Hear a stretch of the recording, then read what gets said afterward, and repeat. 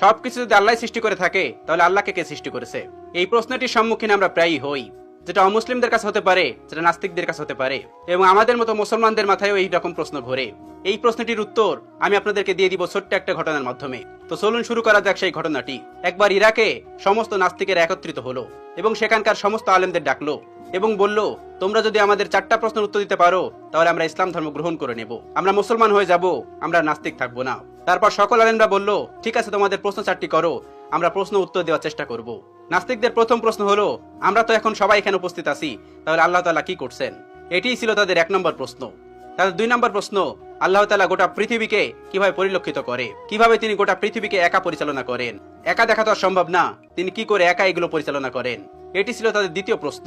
তাদের 3 নম্বর প্রশ্ন, মুসলমানদের নবী হযরত মুহাম্মদ সাল্লাল্লাহু আলাইহি ওয়াসাল্লাম মেরাজে গিয়েছিলেন, পৃথিবীর এই আহ্নিক গতি ভেদ করে আসমানের কোন দরজাতে তিনি আসমানে প্রবেশ করলেন এবং আল্লাহর সঙ্গে দিদার করলেন? এটি ছিল তাদের তৃতীয় প্রশ্ন।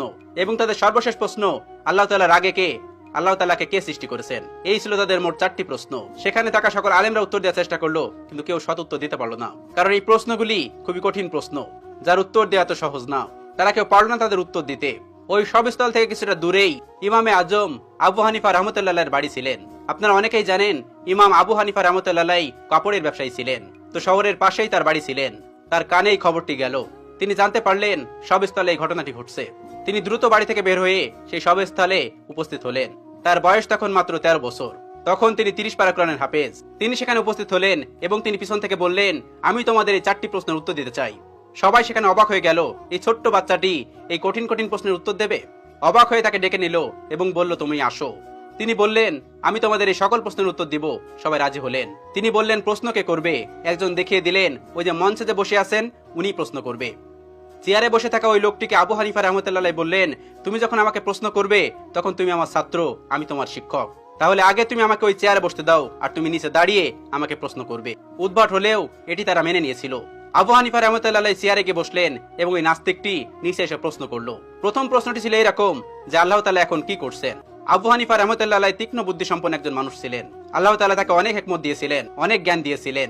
তিনি উত্তর দিলেন, আল্লাহ তাআলা এই মুহূর্তে তোমার মতো বেকুবকে চেয়ার থেকে নামিয়ে আমাকে চেয়ারে বসিয়ে দিয়েছেন। এটি ছিল 1 নম্বর প্রশ্নের উত্তর। সবাই অবাক হয়েছিল। এই উত্তর খণ্ডানোর মতন উত্তর তাদের কাছে ছিল না, তাই তারা এটি মেনে নিতে বাধ্য হয়েছিল। এবার তিনি বলেছিলেন, এবার তোমার দ্বিতীয় প্রশ্নটি করো। দ্বিতীয় প্রশ্নটি করলো, আল্লাহ তাআলা একা এই পুরো পৃথিবীকে কিভাবে পরিচালনা করে? একা তিনি পুরো পৃথিবীকে কিভাবে দেখেন? তিনি তাদেরকে 4 কোণাওয়ালা একটা ঘরে নিয়ে গেলেন এবং সেই ঘরে একটা বাতি জ্বালালেন, একটা মোমবাতি। এবার তিনি বললেন, এবার বলো, এই আলোর মুখ কোন দিকে, এই আলোর চোখ কোন দিকে? তারা কোনো উত্তর দিতে পারলো না। তারা বলল, এই আলো তো ছড়িয়ে পড়েছে। তিনি তাদেরকে বললেন, আল্লাহ তাআলা নূরের তাজাল্লির মাধ্যমে গোটা পৃথিবীতে এভাবে ছড়িয়ে রেখেছেন এবং তিনি সবকিছু দেখতে পান এই নূরের মাধ্যমে। এই প্রশ্নের উত্তর নাস্তিকদের কাছে ছিল না, তারাও এটি মেনে নিয়েছিল। তৃতীয় প্রশ্ন করা হলো, হযরত মুহাম্মদ সাল্লাল্লাহু আলাইহি সাল্লাম পৃথিবীর আহ্নিক গতি ভেদ করে আসমানের কোন দরজা দিয়ে আল্লাহর সঙ্গে মেরাজ করতে গেছিল? তখন আবু হানিফা রাহমাতুল্লাহ হাতে একটা ডিম নিলেন এবং বললেন, এই ডিমটি থেকে 22 থেকে 23 দিন পরে বাচ্চা ফুটে বের হবে। এবার তোমরা বলো, এই ডিমটির বাচ্চা কোন দিক থেকে বের হবে? তারা বললেন, এটি ঠোঁট দিয়ে ডিম ভেঙে বের হবে। তিনি বললেন, কোন দিক দিয়ে বের হবে? তারা বললেন, এটা আমাদের জানা নেই। এবার ইমাম আবু হানিফা রাহমাতুল্লাহ বললেন, আল্লাহ তাআলা তার বান্দাকে আসমানে নিবেন, কোন দরজা দিয়ে নিবেন? এটি আল্লাহ তাআলা ভালো জানেন। এটা আল্লাহ তাআলার কাজ, তোমার আমার কাজ না। আসমান তার, আসমানের যে কোনো জায়গা দিয়ে তার নবীকে আসমানে নিতে পারেন। চতুর্থ প্রশ্ন, যেটি সব থেকে গুরুত্বপূর্ণ, আল্লাহ তাআলাকে কে সৃষ্টি করেছেন? আল্লাহ তাআলার আগে কে? ইমাম আবু হানিফা রাহমাতুল্লাহ বললেন, তোমাদের মধ্যে কি এমন কেউ আছেন যিনি অনেক ভালো অঙ্ক করতে পারে? তখন একজন বললেন, হ্যাঁ আমি পারি। তখন তাকে বলল, তুমি 1 থেকে গুনতে শুরু করো। তখন সে গোনা শুরু করলো। 1 2 3 4 5 6 7 8 9 10 10 পর্যন্ত গোনার পর আবু হানিফা রাহমাতুল্লাহ তাকে থামিয়ে দিলেন এবং তাকে বললেন, এবার তুমি উল্টো দিক দিয়ে গোনা শুরু করো। তিনি গোনা শুরু করলো, 9 8 7 6 5 4 3 2 1।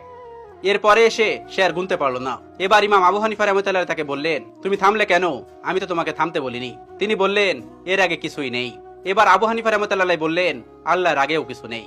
সামান্য একটা সংখ্যা দিয়ে যদি তার আগে কি আছে তুমি বুঝতে না পারো, তাহলে তুমি সেই মহান সত্তাকে কিভাবে বুঝতে পারবে যে তার আগে কেউ নেই? তোমার মাথায় এই জ্ঞান আল্লাহ তাআলা দেননি। এজন্য তুমি প্রশ্ন করো, আল্লাহ তাআলার আগে কে? আল্লাহ তাআলার আগে কেউ নন। কুল হুয়াল্লাহু আহাদ, আল্লাহুস সামাদ, লাম ইয়ালিদ ওয়া লাম ইউলাদ ওয়া লাম ইয়াকুল লাহু কুফুয়ান আহাদ। তিনি এক এবং একক। তাকে কেউ জন্ম দেননি, তিনিও কাউকে জন্ম দেননি।